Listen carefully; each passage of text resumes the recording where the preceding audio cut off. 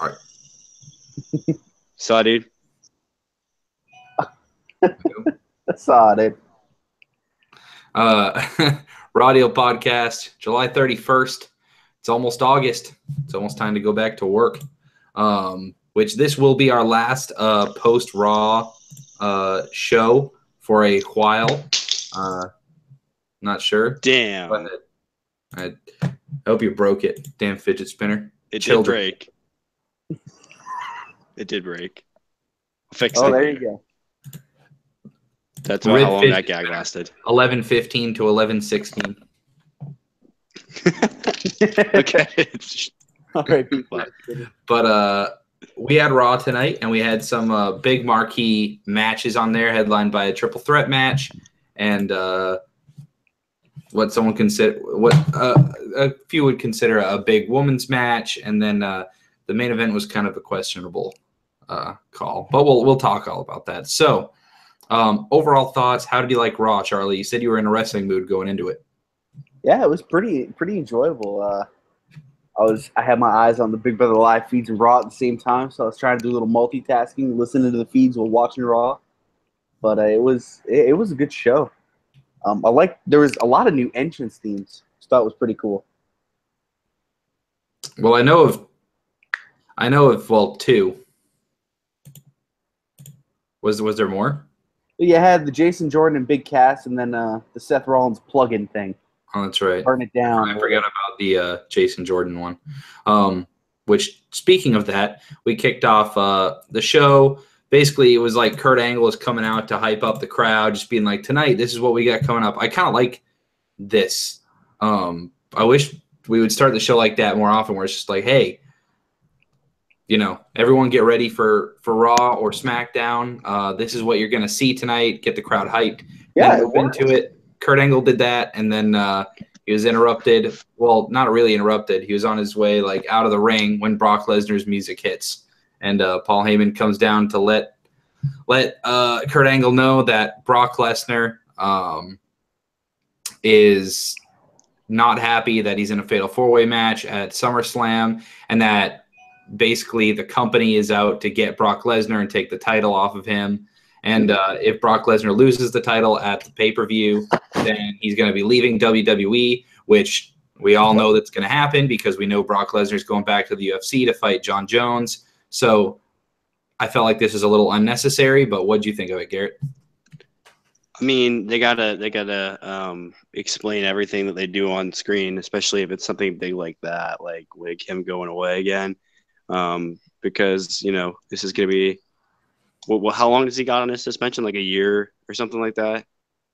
So he's gonna the suspension he got for substances, abuse substances, with the last fight. Yeah, but it's almost up. It's not for another year. Yeah, I know. I'm just saying. Well, I'm saying it was that. It's been a long time since then. Oh yeah, I mean, the suspension will end, but he's got to go back into the USADA pool. Yeah, I could break it down a bunch. So he's not gonna. That's for another podcast. Plug. All right. Like I said, they got to explain everything on screen. There's such thing as getting out of explaining something that either prominent or is going to take away from what's currently on the show. So. Yeah, I agree. Charlie, did you like the surprise of having Brock Lesnar here? Yeah, it's nice when he's here. Especially if now that he's planning on dipping, I guess that's might as well get all those gates out now. And I mean, he's still under contract with WWE. It's just like before, he fought while still under contract with WWE. Yeah. So, but this is him going against John Jones to pretty much everybody before he dealt with all of his addiction problems and left UFC before and got stripped of the title. He was seen as the best pound for pound fighter in the world, hands down. So this definitely isn't a Mark Hunt fight for Brock Lesnar. Like, this is a fight that Brock Lesnar is at a serious, I'd say, disadvantage, even though he outweighs John Jones. So definitely a big match. Shit. Oh God, yeah. The fight will be huge. I personally would rather see the John Jones and Brock Lesnar fight than the Mayweather McGregor fight. I'd be more excited about that fight once it's announced. That's because you don't know what's going to happen in any fight with Brock Lesnar in it. Whereas you know pretty much what's going to happen to Conor McGregor, unless he gets like really lucky, And that's not taking anything away from Conor McGregor. We've talked about it on the show before. He is he's the only true heel in any sports entertainment business, like other than like I don't know, pick one person from WWE that matches him in promos. Like he could, and he's talked about it possibly, and he loves the wrestling world. So I bet you that's where he ends up whenever he can't fight anymore. But I give the guy a slim chance because I've seen too many like compilations of Mayweather knockouts because the guy will just dance around for like 2-3 rounds and then knock you out in one punch. Well, Mayweather hasn't knocked anyone out in close to 15 years. But I'm just saying, but moving on. Yeah. Anyway, so we had a tag match, Gallows and Anderson versus the Hardy Boys, and with the Revival on commentary. Basically, more of the same stuff we've been seeing. Gallows and Anderson, they lose the match, but then they end up getting pissed off and attack the Hardys, and the Hardys are attacking the Revival, and the Revival's attacking Gallows and Anderson, and blah blah blah. And then Hardys get back on the upper hand.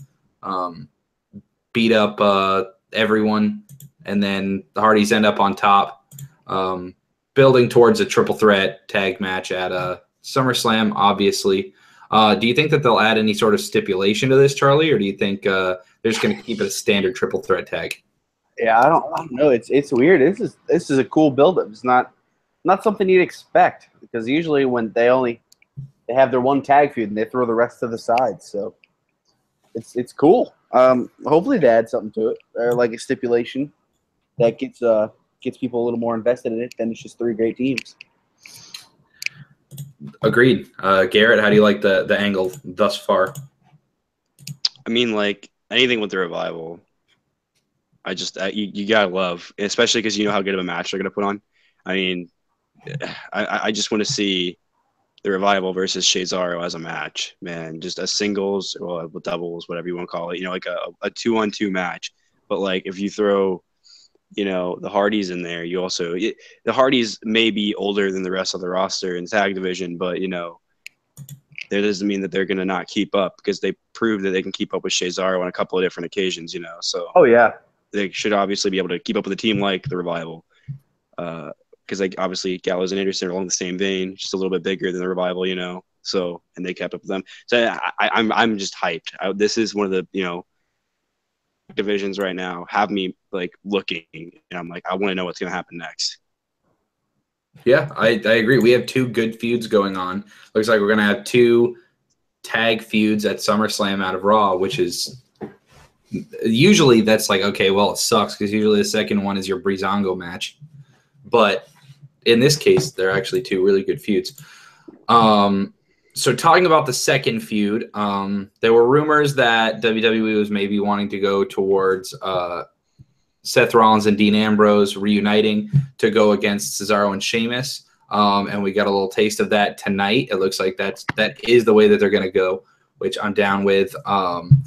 Dean Ambrose is still not very trusting of Seth Rollins, however. Basically, Rollins and Renee Young are backstage saying like, yeah, it'll be like super cool, if Shield got together, and Ambrose is like, whoa, now you can all chill with that. I still don't trust you. We're still not buds, Still not Shield homies. Exactly. Not Which let's be real. Is it just me, or is it really weird when Renee Young interviews her husband now? Like, are they married? I didn't even know that. Yeah. I think it was like a spur of the moment thing. Oh, was it? I mean, they live in Vegas. SmackDown once. They live in Vegas. They can get married whenever the hell they want. Yeah, exactly. They can get married through a drive-through. But isn't it weird that they're? I don't know. It just feels weird to me. I'm just like, what? There's also a geocache in a drive-through. That's right. Yeah. But this is a really good angle, and this is the most interested I've been in Dean Ambrose in probably 5 years. The guy doesn't have much to sell you with, man. I don't know. I'd agree with you there. I mean, It's wacky Dean Ambrose. when he hit Chris Jericho with Mitch the Plant, I thought that was cool for about 10 seconds. And then, you know, I don't know. It just takes you back to the year Roman won the Rumble. It felt like that's when Ambrose started getting like a little fun, and then he just died a very painful death. I mean, he still hasn't changed in the ring at all, so I'm not a fan of his in-ring work, but the acting is getting better. I like the angle, so. Wacky Dean Ambrose. What? The Wacky Dean Ambrose. Wacky Dean Ambrose. God, I know. But yeah, I mean, so anyway, so Seth Rollins kind of gets denied of his Shield reunion, which he obviously wants.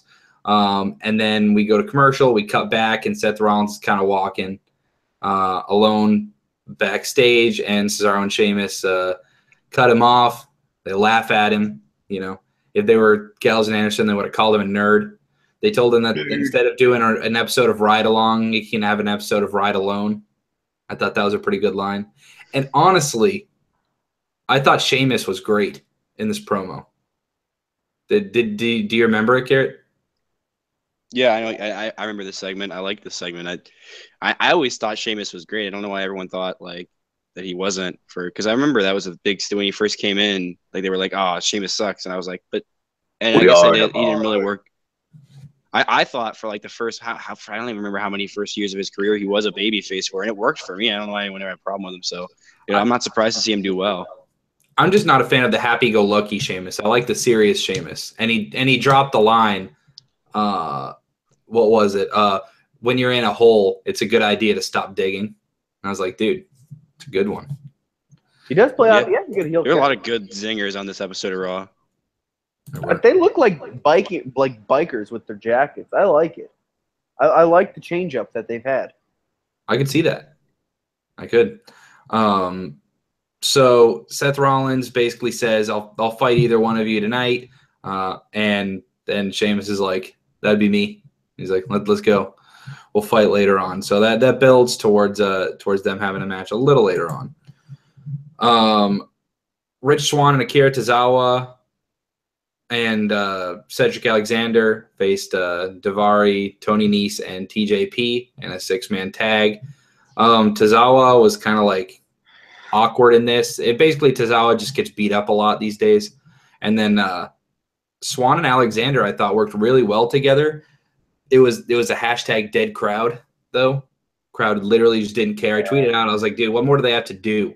They had a spot where Swann and Alexander had this awesome dive spot to the outside and just, I don't know, a couple golf claps from the front row. Other than the awkwardly stiff wrestling from Tozawa, this was a good match. Yeah. Oh, yeah. It was a really good match.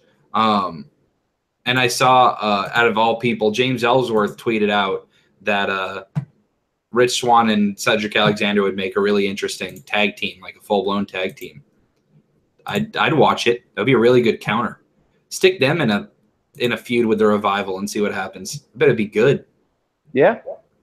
What do you call them, though? I don't know.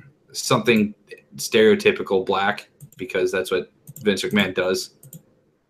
Alexander and Swann. Primetime Players 2.0. Dude, I'm telling you, I think with these cruiserweights, man, if they could call someone like some kind of athletic thing, it'd be a cheesy name, but I feel like it could work, man. They'd just be the high flyers. It could be something cheesy like that, but I don't know. I feel like it could work. Dude, you might get the name right. God damn it. What? High flyers? There's no way. If they want to go the super cheese baller out. That would be Gotta bring Matt Sydal back for that. Dude, true. That's like dope. Evan won. So, the faces get the win. Tozawa does his jumping senton. He basically just jumps as high as he can, land on a guy. I believe he pinned Tony Nese for the win, or it might have been TJP. One of the two. It wasn't Daivari, but yeah, because Daivari's got the to set up the Daivari versus Tozawa thing. Right. So match was good. We get a Miz TV segment with Jason Jordan is announced as coming up next. And I tweeted out saying, like, I don't want to overreact to it, but I was like, dude, if Jason Jordan crashes and burns in this, people are going to automatically just lose complete faith in him, and he's just going to be buried. His career is going to be over. Like, it really felt like a make or break moment for me. It's like, can he hold up against the Miz in the ring on the mic? You know, we know he can in the ring, but if he ever wants to be a main event guy, he needs to have that it factor. Absolutely. Do you think that he had it, Garrett? I would like to say yes. I think he brought it in this promo. I thought this was probably the best individual Jason Jordan promo we could have gotten, especially because, you know, I feel like The Miz was guiding him along. I'm not going to say this was like a spectacular Jason Jordan promo like of all time or anything. Way better than what anyone would have expected, I think, coming out on a Miz TV and just dropping a random – like when I talked about there was a lot of good zingers. Jason Jordan had some killer ones in this promo. He was stacking up with The Miz, and that's hard to do these days. Charlie?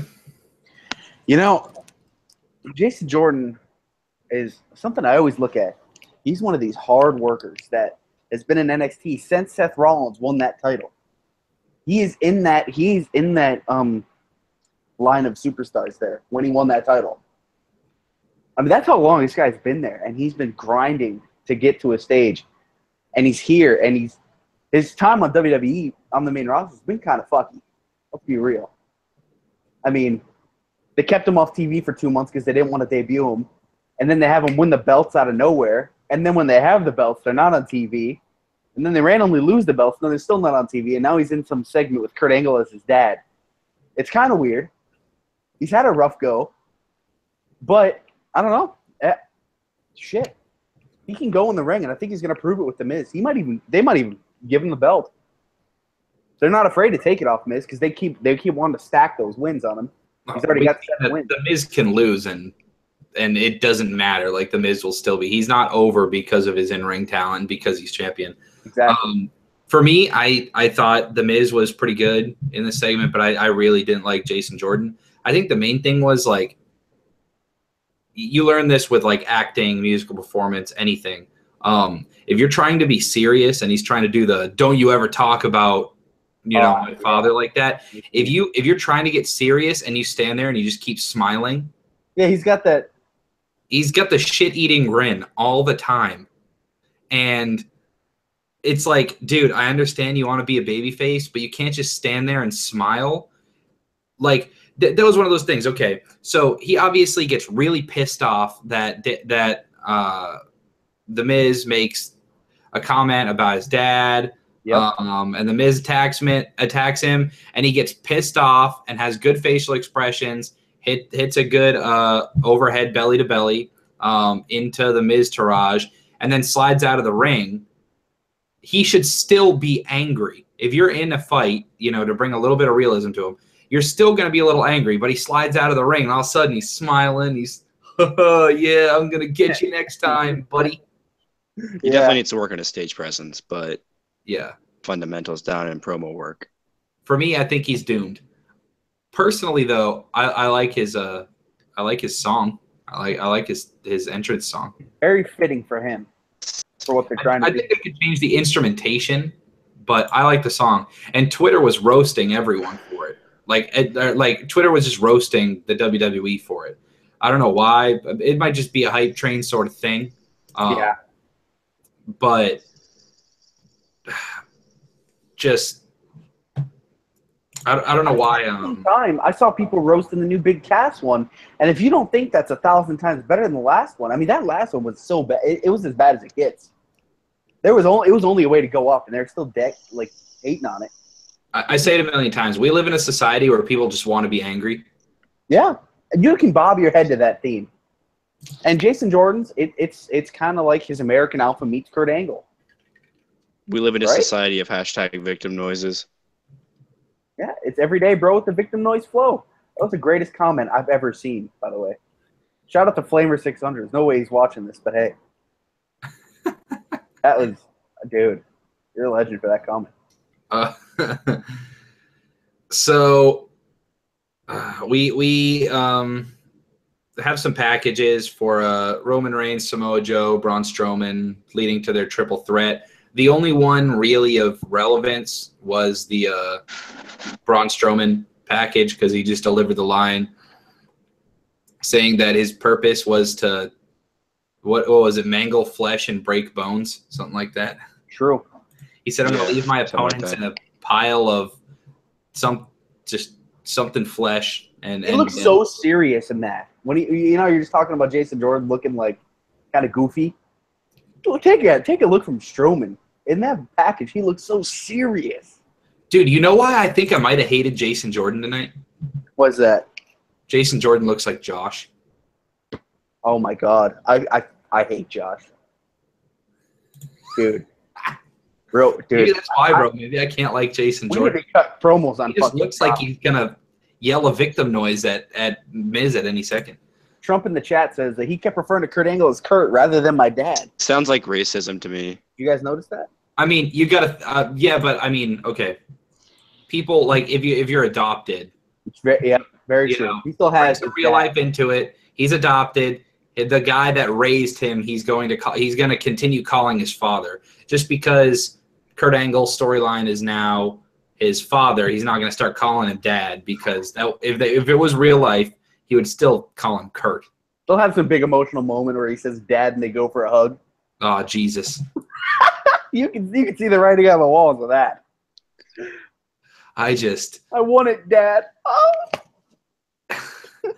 I don't know, man. If they make it silly and they both have intentional shit-eating grins because they're both really good at it, that's Angle and Jordan, then it could work. Dude, Angle always has it. Mm-hmm. It's just weird. But so we had Sheamus versus Seth Rollins. Decent match. They didn't take many risks. Rollins ends up getting a roll-up pin. Sheamus and Cesaro beat him up after.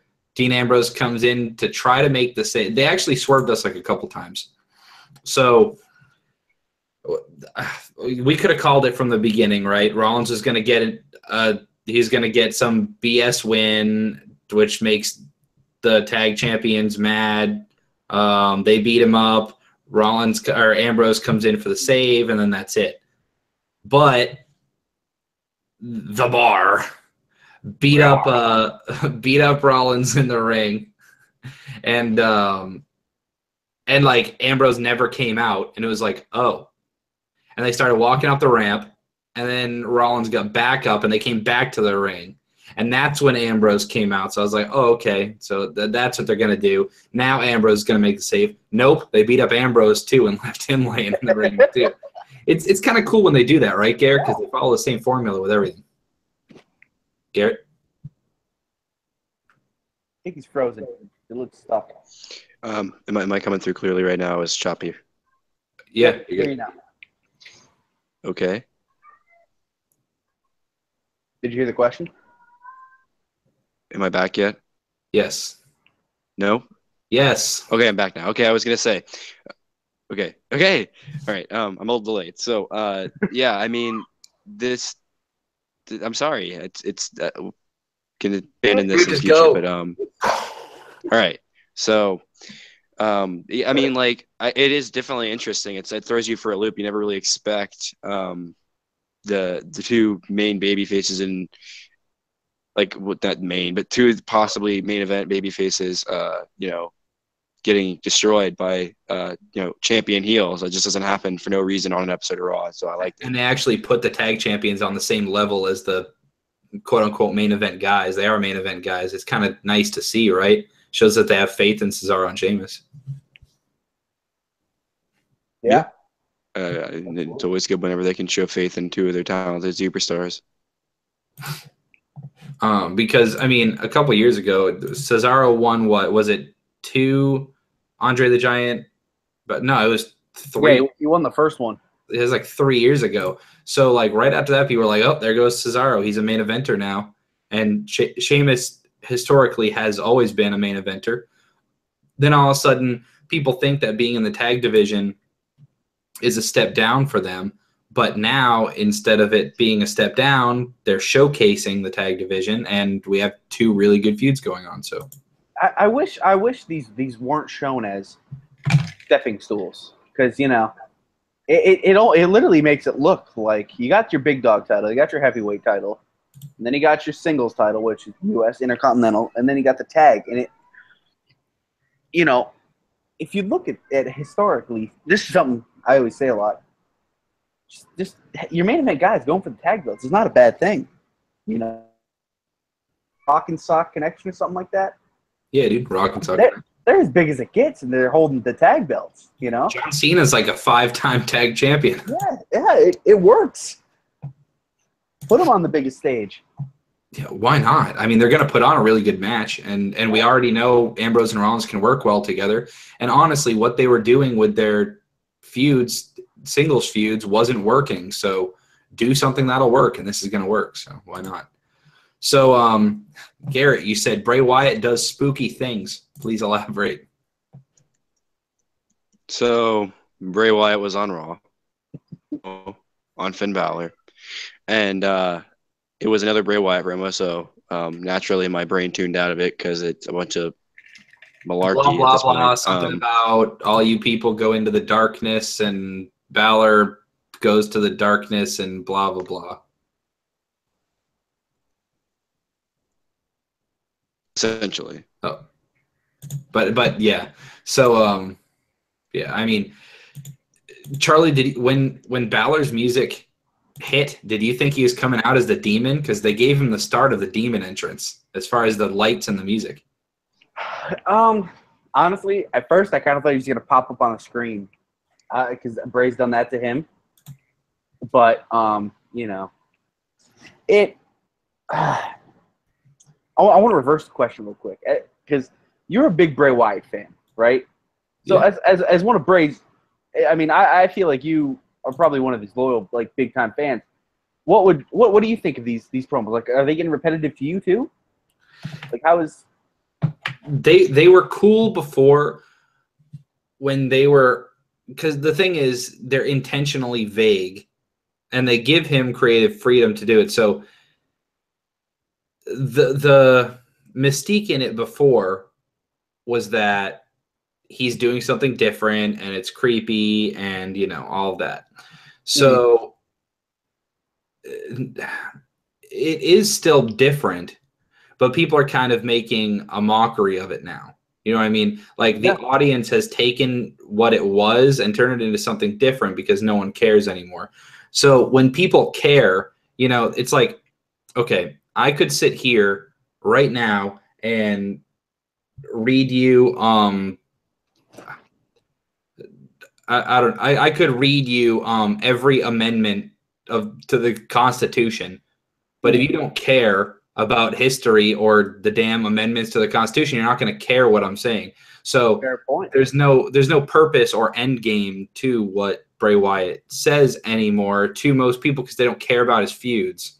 So the intentional vagueness, it's like when he was cool, when his promos were new and creative, people wanted to try to figure out what his riddles meant, and people wanted to be like, ooh, where's this, where is this going? Now it's like, we don't care, so the promos are kind of lame. That's kind of it.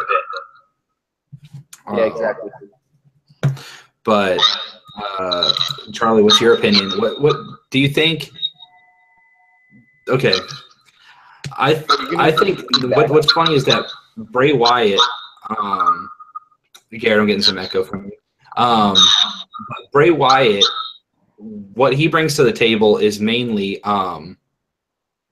in-ring stuff, whereas Balor is more of a out-of-ring kind of guy. I'm not a huge fan of his in-ring work. What are you expecting from this match at SummerSlam? God, I think it. I mean, sadly, I think it's probably going to disappoint us. I think even if it doesn't get hyped up, it's not going to surprise us. I don't see these guys meshing well together, if that makes sense. Bray, Yeah, I feel like Bray does well with the big hitters like Roman, and he probably will with Strowman, Samoa Joe, Brock Lesnar. the big dogs, not the smaller guys like Finn and The big dog. kind of even Ambrose and Seth Rollins, the guys he's been having feuds with. Basically, if their name or their nickname has big in it, Big Cass, Big E, Big He might do Joe, well. Big Dog. If you got big in your name, that Bray Wyatt's a guy for you. Garrett, if Finn Balor brings out the Demon for SummerSlam, can that save the match? I don't know if it can save the match. It can definitely save the feud. I mean, because right now it's a whole lot of nothing. And if they There's getting some lag on his part. Yeah, just cutting out a bunch. But yeah. So, God, okay. Elias Sampson beat Kalisto. Side note: he's not known as Elias Sampson anymore. just Elias. You notice that? Rick, Just Elias. are you sure? Yep. Yeah. Go out. If they have the video up on YouTube, you look. It just announced him as Elias. And yeah, The announcers were saying Sampson. it's No. weird. I don't know why. Just like I the don't know. TJP thing. Why? Yeah, It's like not during me. the match, they were saying like Sampson with the upper hand, but And maybe they'll get a. I don't know. That's Yeah. weird. They changed it because his thing said Elias, so it's just I don't know. Yeah, I don't like the name shortenings like that. I mean, a name like Adrian Neville, yeah, but it kind of worked with his name. Genius It's is a rock star name, Elias Sampson, or maybe like a bootleg. Well, you know what? Now people won't mispronounce his name because it's not Samson; it's Samson. True. Hey, a lot of people did say Sampson. That is a fact. I mean, it kind of happens with the English dialect. Let's be real; it just sounds like a P in there anyway. I didn't even watch the Alexa Bliss interview. Is there anything special about it? Don't think so. I had it muted. I was watching a video. God, there's just a lot of stuff. Ambrose and Rollins are backstage. Rollins tries to thank Dean Ambrose, and Ambrose is like, "Nah, dude, this was all your plan. You intentionally went out there and got beat up. That way, if I didn't come down to make the save, I'd look like a bad guy." And it's like, dude, that does sound that would be pretty architect-like, would it not, Garrett? Oh yeah, this is sounding like some classic Seth Rollins here. I mean that's the way this ends if they do get back together. Is Seth betrays him again because just what Seth does, and people have been talking about making That would him be switch funny. back to heel. Oh, that'd be good. Happens at SummerSlam. Seth Rollins joins the bar. The Oh bar. my God, Seth Rollins joining the bar. Seth Rollins doesn't Funny. set the bar. Funny part about that is you remember where they got together as a tag team first? In a bar. That's wow, It's true. wow, mind blown. That's a brain implosion, not an explosion. Yeah, that's beyond regular. I don't know if this is just like breaking news now or what the hell is happening. Matt Hardy. Hold on. Let me refresh. While this is loading, go ahead. Sorry, it lagged and it freaked out. Oh, okay. And now you're making everyone's like, what Okay. do you mean, Matt Hardy? Here we go. So Matt Hardy tweeted. He said, "Video at WWE Universe. It's happening. # broken. # FTR, which means F the revival." And they tweeted a 56-second interview with Mike Rome, and Matt is completely broken. Whoa, So, whoa. you heard it here first. Yeah, Wonderful. What is his what's Matt Hardy's Twitter handle? All right there. Matt I Hardy don't have audio, but he's doing some weird shit. I'll send you guys the video real quick. right there. Warning, the fury of the Hardys has been awoken. So I don't know if that's breaking news, but something. I mean, they even referenced his tweet, the revival equals obsolete mules. They even referenced it, Yeah. During the match today. So, man, I hope so. That'd be cool. Delete. That'd be good. Nia Jax faced Bailey. I can't even remember who won. Bailey, I think. I saw a tweet Sean Ross Sapp retweeted or tweeted himself. It's like, how many times have Bailey and Nia Jax faced on Raw in the past 9 to 10 months? Too many. It's got to be a ridiculous amount, man. It's Was got to it? be brutal. Dude, and I forgot about the Big Cass and Big Show segment, and I remember looking at the clock, and it was 9:37 or 10:37. I literally thought they were going to give these chicks half an hour. I was like, dude, this. Melissa says Bailey won by countout. Yeah. Oh, that's right. That's right. Nia Jax couldn't get back into the ring. Okay, you're right. So, yeah, whatever. I'm sick of it. I would like a counter on that. That'd be nuts. I bet it's just good. on Raw alone. It might be double digits. Like literally after the Ambrose Rollins segment, like Nia Jax, Bailey, Big Cass, Big Show, that's how you end your Monday night. Were they competing against a goddamn Super Bowl or something? Somewhere? Yeah. And they're competing with the Big Brother live feeds. That's all I know. They canned it middle of the show. Dude, I can't watch Big Brother live feeds. They're hard to watch now, bro. It's cringy. But yeah, Big Cass versus Big Show, Battle of the Bigs, the notorious Bigs. Trump says the crowd was dead during the match, the Big Cass match. Yeah, it was really bad. Honestly, I watched the entrances. I was like, oh, Cass has got new music. And I assumed that since they're probably going to drag this all the way out till SummerSlam pre-show or something, I was like, Big Show will probably win. Which Big Cass ended up winning by DQ, you said.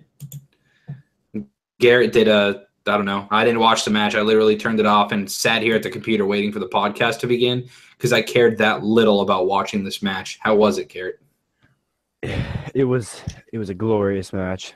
So glorious that almost should have been when Bobby Roode debuted. I was going to say, did Bobby Roode debut and beat up the both of them? Yeah, no, but it was a really short match. I when I looked at the clock, I was like, it's already 11 when this match is starting. There's no way this goes more than 5 minutes.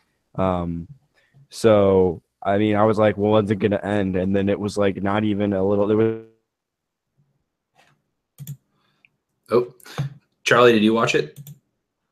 I was tuned out. And I was with them all. Up. There you go. You're back, Garrett. Oh, sorry. I was saying it was a really short match. There wasn't a lot of offense. They both got knocked down a couple of times. Big Cass might have hit a big boot or two in there on the Big Show, and the Big Show told it like he was like not 7 foot tall. And then there was a DQ where I guess Enzo got tired of watching Big Cass beat him up, so he just jumped on him and started punching him. So it was a DQ. Yeah.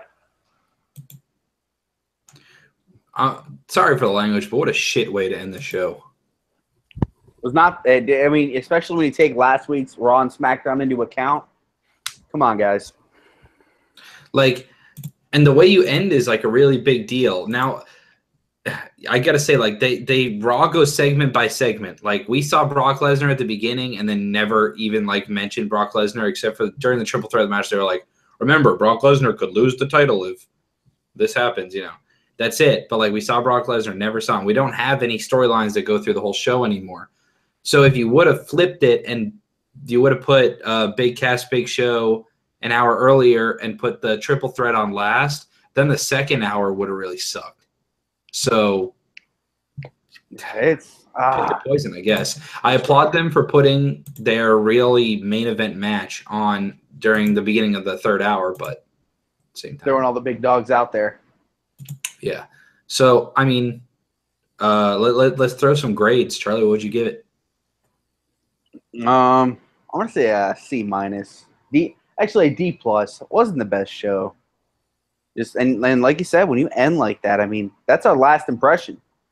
It goes to show, though, at the beginning of the podcast, you were saying you really liked it, and now once we talk about all the segments again, it's like actually. Yeah, exactly. It's just the wrestling mood. Maybe it even helps that grade a little. Maybe it wasn't even that worthy of a show. But, hell, you know. Garrett, if you had to grade it, I'm giving it an F. Just dropping the solid F on it because I get the same thing as Charlie. I going through the segments, I'm like, man, this definitely wasn't as good as last week. Oh man, this is kind of bad. Oh, what happened? The best thing was Ambrose and Rollins maybe coming together. We didn't even get it announced. And like I'm most excited out of all the stuff for SummerSlam thus far on either show. I'm most excited for that tag team championship match. And hell, if the Hardys are broken now, shit, that might be something too.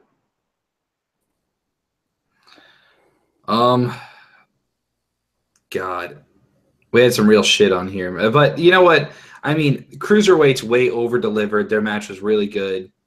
It just goes to show, like, we always harp on them for like throwing all their women in one match. They need to throw all the Cruiserweights in one match and just let them kill each other. Yeah. But I don't know. There was some decent stuff. I'll give it a solid C. Honestly, I think it was an average show. I liked how Brock Lesnar kind of came back. I didn't know he was going to be on the show. True.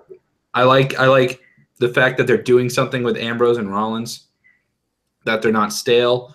I thought Bray Wyatt's promo was okay. Finn Balor appeared in the ring, and Bray Wyatt just kind of laughed at him, which I thought made him look strong. That Elias Kalisto match. Is that the feud? Is that what they're going with? Or is that just a one-time thing? No chance. I hope not. Yeah, I hope not, for the sake of our health. Yeah, for real, man. Anyway, Raw was okay. It was, okay to absolute garbage, depending on where you look at it. I don't think anyone thought, oh my God, the show is amazing. There was nothing life-changing about this. We're just building towards SummerSlam slowly, and either you care about the feuds or you don't, and that's just kind of how this Raw was. Please, WWE, stop formatting shows for YouTube. Also, go check out the Bring It to the Table episode that's airing right now, where they talk about, are there too many wrestling podcasts like us? That's pretty cool. Maybe I'll see what they say. But the answer to that question, by the way, is yes. Yeah, there absolutely are. Definitely too many cooks in the kitchen on this one. Right. But we'll see you guys Wednesday for our SmackDown review, and then every Wednesday following that, because we're cutting out the Mondays because, school grind. So we're either going or teaching. So that'll do for this episode. Make sure you guys like and subscribe. Click the little bell so you know when we go live, and keep an eye out for the Big Brother videos and Raw Deal Wednesday at 7 p.m. Eastern Time. I am the one.